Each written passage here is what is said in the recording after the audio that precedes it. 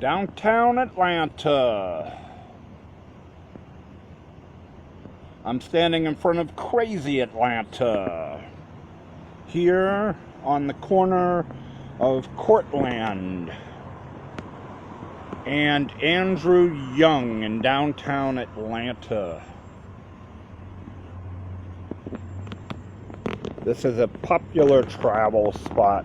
I got my All-Stars on, and I'm on in front of Crazy Atlanta, directly across from the Sheraton Hotel.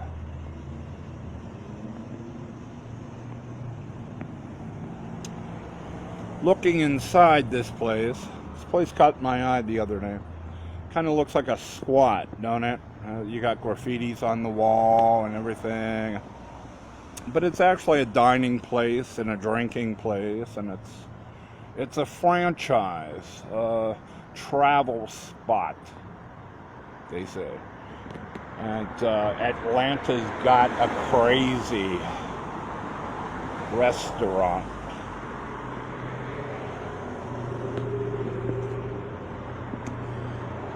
Speaking of crazy, I was reminded when I saw this place and how it's so oriented on the young.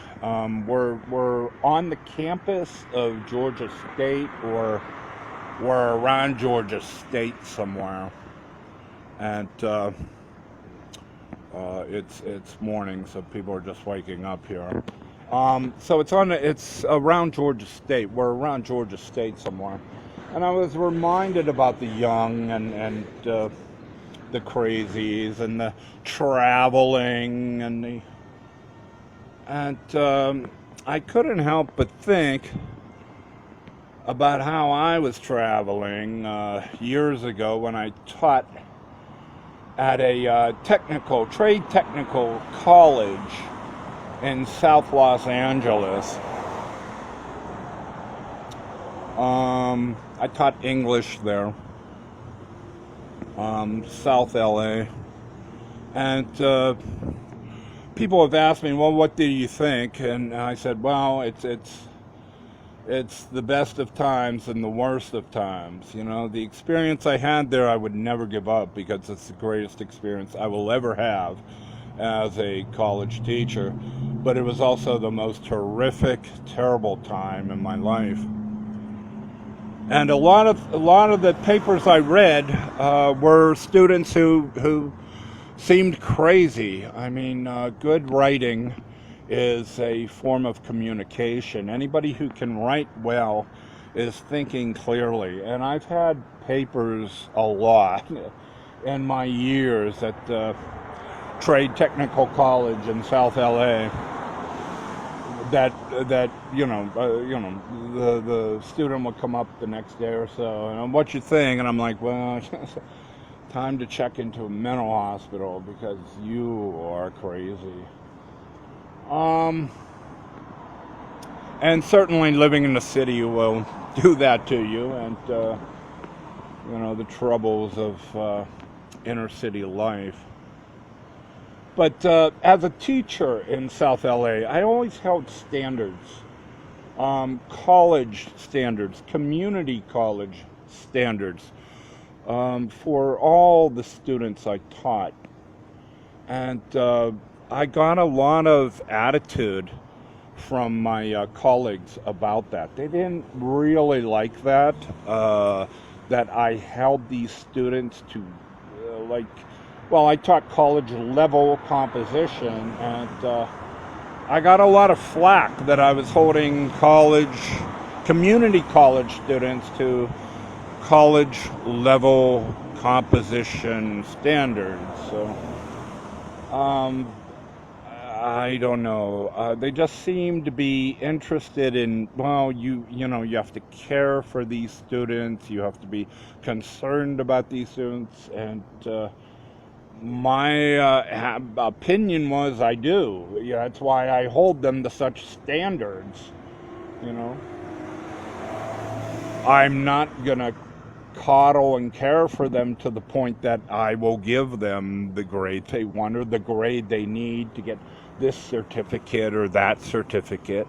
And please don't tell me about their home life or their parents' life or their life or, I really, it's like, okay, fine, But there was an unspoken rule among the teachers there that, and the best teachers at the school that the students liked, of course, and that the administration favored, were those that not only cared for students but also coddled them. And I just never went for that. I don't know. To me, education was a form of uplift. It was a form of getting out and getting work above, some valet job somewhere. It meant economy, education, much like many of the philosophers of education around the turn of the 20th century. Booker T. Washington. There was a great interest. Frederick Douglass, the slave. Write yourself out of slavery. Education can lift you up and out of your situation. But many of the teachers at the school had this idea that, you're supposed to pity their situation. And it's like, yeah, I feel for them, but it's like, the only way out is through earning it. Anyways, this was brought into light about 2 or 3 years after I left the school. USC students got wind of Trade Technical College and found out they could have requirements filled at the school by enrolling at the school and taking classes there. So for a number of semesters, USC football players primarily were taking like Spanish classes and fulfilling like requirements for USC school at this inner city, community college down the road. Well, you may say, well, what's the difference? Well, the difference is teachers that care. And soon word got around what among the USC football players, what teachers cared. And so, they began taking classes. Primarily, I remember a Spanish class with the Spanish older, nice lady teaching Spanish, and the guys caught on and learned that, hey, show up, be nice to her, you get your A, and USC is none the wiser, and, you got your requirements filled. Well, the word got out, and everybody, of course, was apologizing. No one was wrong. Every administration, each school's administration was telling the paper, the LA Times, how great the other school's education standards were, and no one is to blame. And we're not, removing these grades from these football players at USC because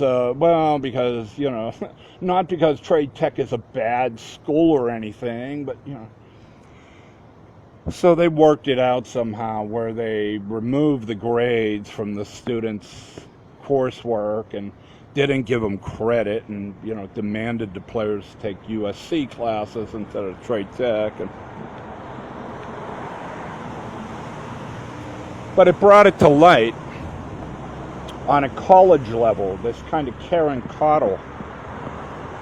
Now on a high school level, about 3 years ago here in downtown Atlanta, the public school system here, from the very top superintendent, this older lady of 60 or so, all the way down through staff to the teacher in the classroom, it found out were erasing answers on standardized tests and correcting answers on standardized tests to improve the grades of students throughout the Atlanta public school system. So within this superintendent's tenure, grades, jumped dramatically here in downtown Atlanta, and it took the Atlanta Journal-Constitution here, after a while to catch on and audit the school, and found out that superintendents, everybody in the administration of the public schools here were erasing grades and fixing grades and fixing tests for the students in this school system here. And I don't know what it serves. I don't know who it serves. The teachers yelled, well, we're under a lot of stress because we have to meet standards. Well,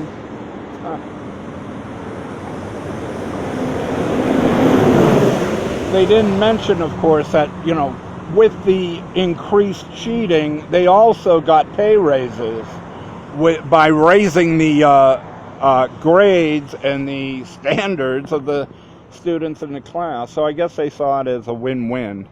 But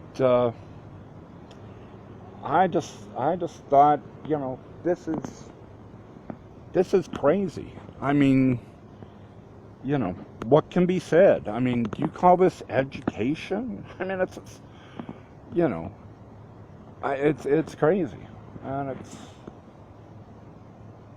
crazy Atlanta.